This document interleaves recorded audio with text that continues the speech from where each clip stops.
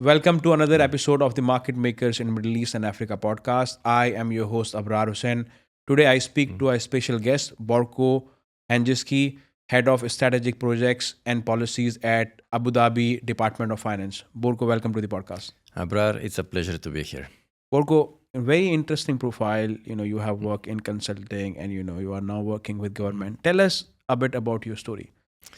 So, my entire 2 decades career has been within the public sector. But I have seen the public sector in these 20 years in all possible angles. I started my career at the central bank, an independent regulator. From there, I moved to a supranational organization, the European Commission.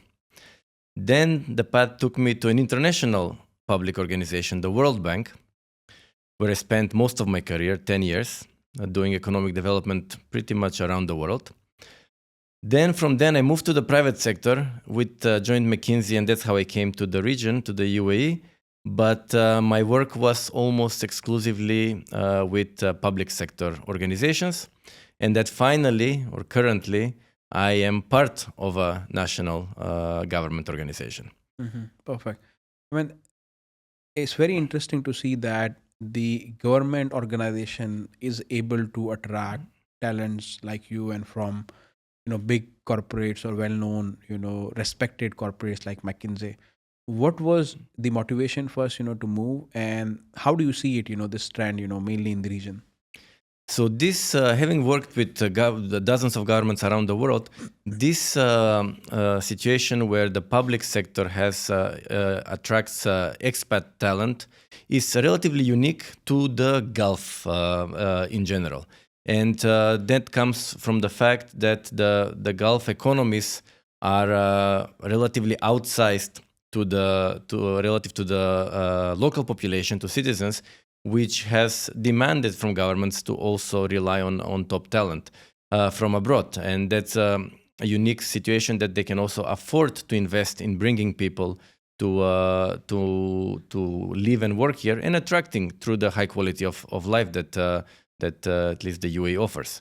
So now the other interesting thing is that governments here are advanced, or the economies of the region are advanced, but at the same time, there is a huge aspiration to transform the economies from being advanced because of natural oil resources to being advanced because of having the knowledge intensive and advanced sectors that drive the growth in the future. And that requires people. And I think this talks about the dynamism, or I'll say the forward thinking of the government and the government department in the region, where they are able to attract really good talent to drive the economic transformation. So absolutely. So when you are transforming, you always try to bring best practices from elsewhere that have been already proven, as opposed to having to reinvent everything yourself. That would be the long way. The short way would be to simply find what have been the best policies, let's say, if we're talking about economic development policies elsewhere, who were those who have worked on such policies, bring those individuals to the region in order to do something similar. And that goes not just for government policy, that goes also for industry, for research, for academics, and that's what the region has been doing. And as you have worked almost 2 decades, as you mentioned, in various economic development projects across the world, tell us some of your key learnings that you have observed across the world. So the world is very different when it comes to economic development. And I always think when it comes to thinking about innovative economic policies is that first, it sucks to be Singapore, because it's a country that's always at the very top, which means they have to figure things out themselves for the first time, which is why many of the things that are today normal within the public sector context were invented there. BOT model, build, operate, transfer model for building a large infrastructure, was invented by Singapore. The equivalent of SALIC and DARP in Dubai and Abu Dhabi, electronic pay-toll systems, were invented in Singapore. And few other things came from countries that had to think of creating new things. For everybody else, the world is or the challenge is much easier to solve, because you just have to look towards those that are ahead and learn from those experiences, and of course incorporate them in your own context. And that's what the UAE at least has been doing, has been looking at best practices and bringing them here, so that one day it becomes in that area the leader and others learn then from the UAE. Hmm. And how do you see the current economic landscape in the whole MEA region or the MENA region? And how do you see the future from economic perspective? So if you see what the leading, let's say, authorities on this topic are saying, at the moment the view is consistent, be it the IMF, the World Bank, Oxford Economics, or any other forecaster has the same view, that the GCC is very well positioned over the coming years for two reasons. One, oil prices have been at a level that allow significant income from exports, and two, governments are investing and are attracting the private sector to invest into their economic transformation. So these two combined are the key drivers behind the positive outlook that this region will outpace the rest of the world, at least the rest of the advanced world, in terms of economic growth. Hmm. And how do you see specifically from UAE perspective? How do you see UAE in few years, next few years? So the UAE in the next few years, again building on this positive momentum, has let's say great time ahead from the perspective of being able to monetize on the recent efforts that have been made. If you look at the past 2 years, major policy reforms happened. You saw changes, overhaul of the visa regime, introduction of golden visas, introduction of digital nomad visas. You had huge policy/operational improvements in business licensing. Costs were slashed for business, for registering a company to as low as 1,000 dirhams. Process of opening a company is fully digitized. These and some other recent reforms, unemployment insurance and few others, will give the benefits in the coming years. On top of that, you have the momentum is still there. So initiatives that are yet to come that will add on top to the, let's say, ease of doing business and to the high quality of life that the country offers. And that will be the driver of future growth. Now, coming to the various sectors, where do you see, Borko, that these are few of the sectors in the economy which will be doing really well in coming years, be it for the GCC region or be it for UAE? So if we start first with a broader view, let's say I would even say MENA in general, there are some things that are common across the region, despite the gaps in development levels, that will become assets for future economic growth. One is, for example, that the entire region has a young, growing population. This is an enormous asset compared to the rest of the developed world, which is facing a shrinking population in many countries. On top of that, now in the GCC and the UAE, it's not just growing population, but it's growing educated and highly skilled population with the high enrollment rates in university, at least in the UAE. So that's one huge asset for future economic development for the next 20 years, not for the next 2 years. A second asset that's common again now for the broader MENA region is natural endowment, but not now what's underground, but more of solar and wind. The clean energy transition that the UAE and the region in general have embarked on are going to unlock opportunities for all countries across the region, because the sun and wind are available in most countries. So that's another common, let's say, asset to build on. A third one is agriculture. This region is not, let's say, is not ideally positioned for agriculture. However, The agriculture technology revolution is opening opportunities that simply did not exist before. And that's going to be another example of a sector that has yet to benefit from the recent innovations. Mhm.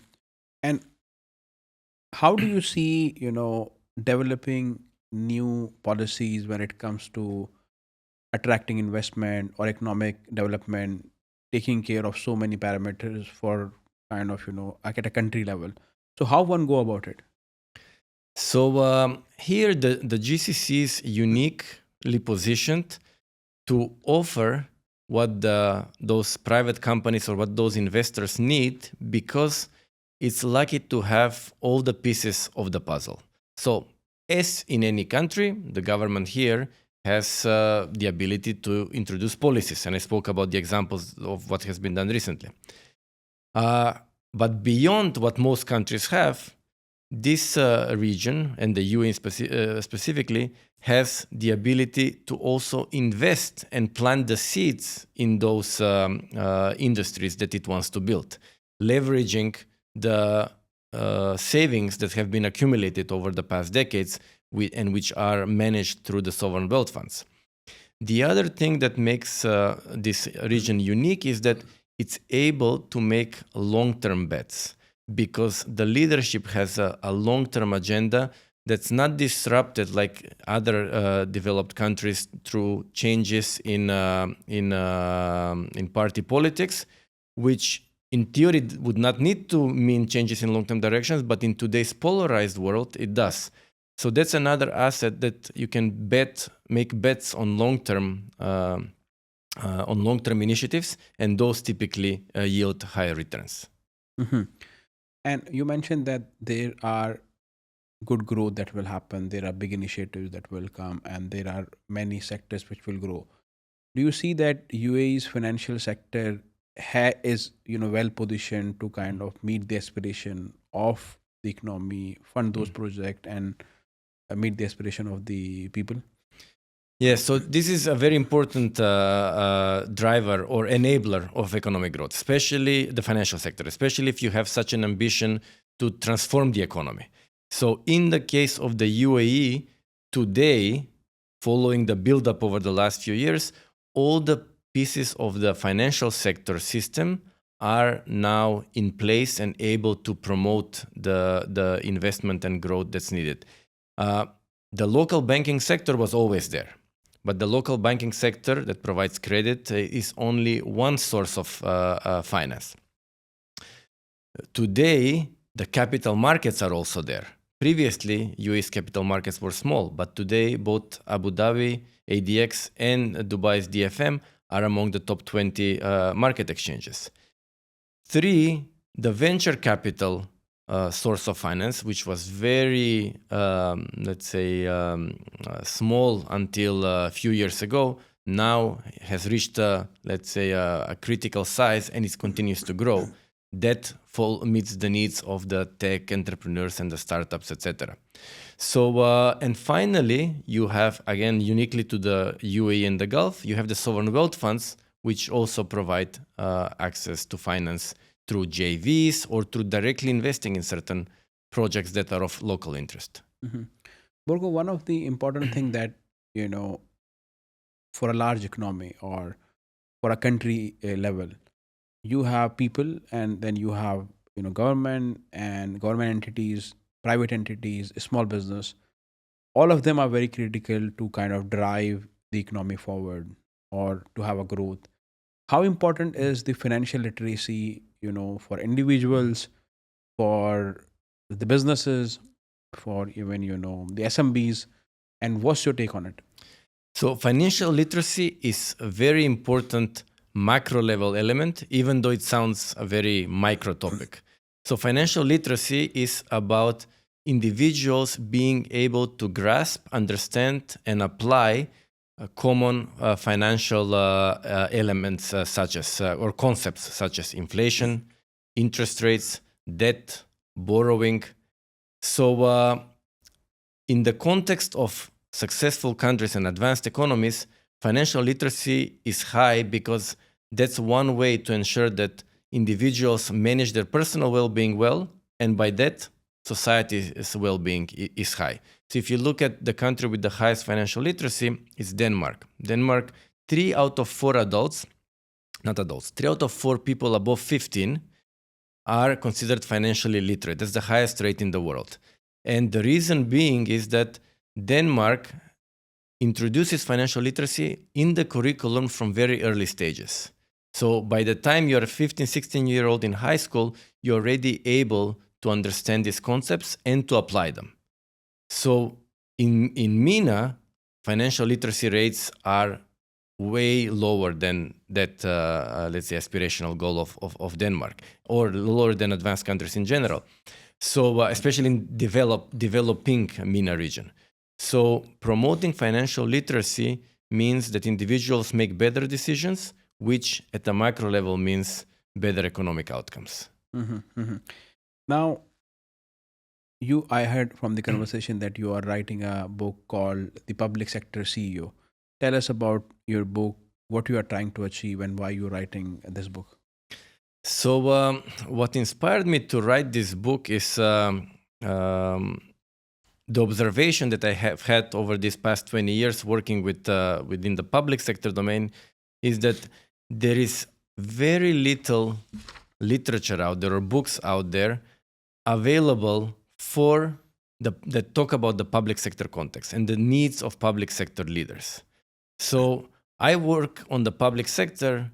I've worked on it, the public sector, throughout my entire career. Yet the books I read are, when it comes to leadership, are written by corporate CEOs or ex-CEOs, or sometimes by politicians or government leaders, but not on the leadership agenda, but more on their policy agenda, like Barack Obama's Audacity of Hope, or on their, let's say, historical struggle, if you read Nelson Mandela's book. But there are very few books that talk about the business of running a public sector organization. And Harry Truman said every leader is a reader. So that to me seems as a gap on the market. These public sector leaders should benefit from having the same access of knowledge that corporate CEOs have. So I thought I would make a small contribution, hopefully, to this literature. Yeah, it's a very interesting book. I hope it will be good and useful. But what's behind the name? Why public sector CEO? Because normally, like, CEOs are for private enterprises, for profit. So what's behind the name?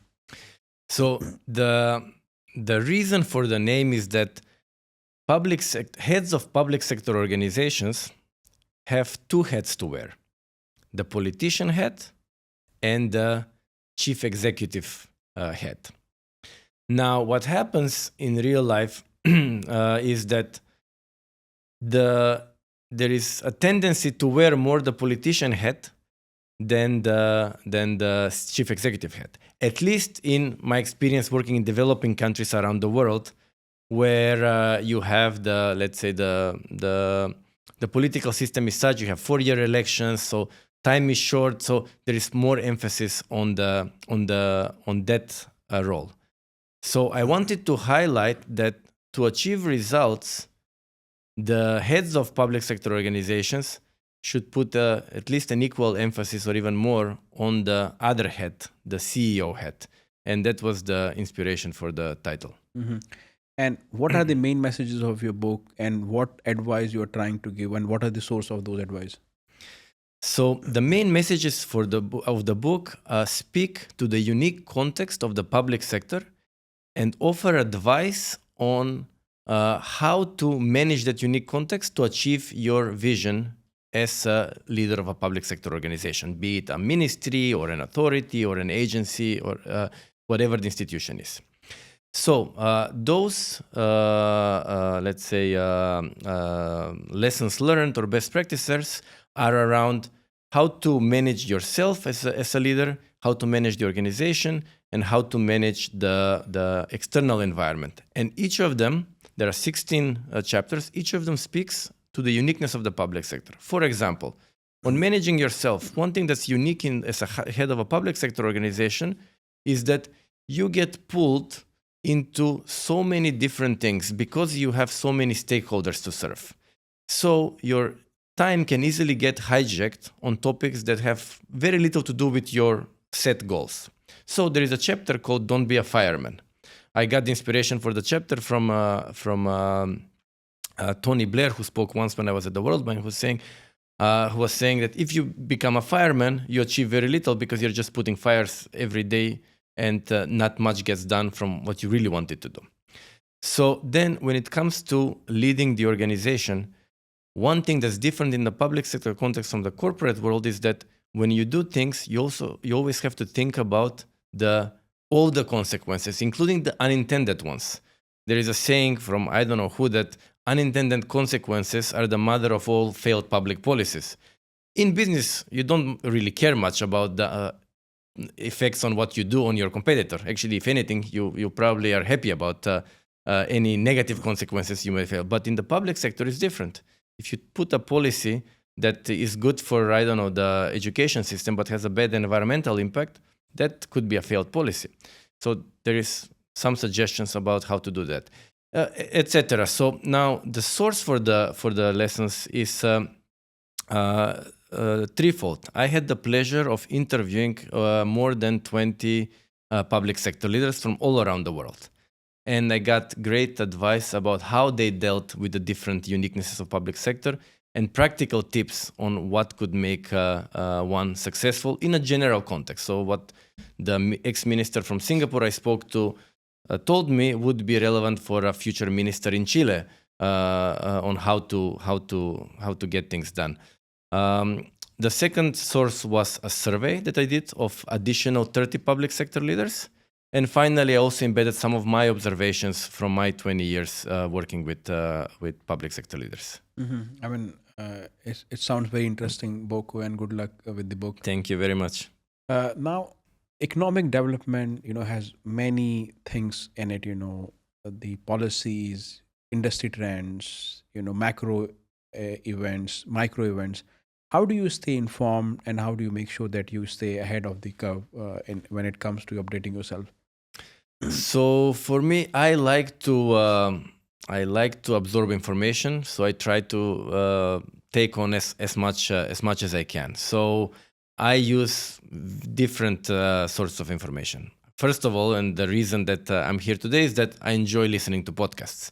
So I specifically look for podcasts that talk about either economic development topics or public sector topics in general, or leadership topics. So podcasts like Freakonomics, or there is one podcast that's called Coffee with the Greatest, or Tim Ferriss's interviews podcast. So that's one important source. And this is, I usually I listen to podcasts when I go back into work. Second is books. I love reading. So I read all the time. And again, on the same topics. And finally, I always like to keep myself up to speed on what's happening in the world today. So I look at daily media and magazines and the weekly newspapers like The Economist that keep me up to date on what the world is doing on the topics that are ultimately my job and my interest. Mm-hmm. Bogo, my last question. I mean, why you choose public sector to work in public sector and spend your whole life there, and what motivates you every day to do your job in a good way? So the last day before the deadline for signing up for university, I didn't know what should I study.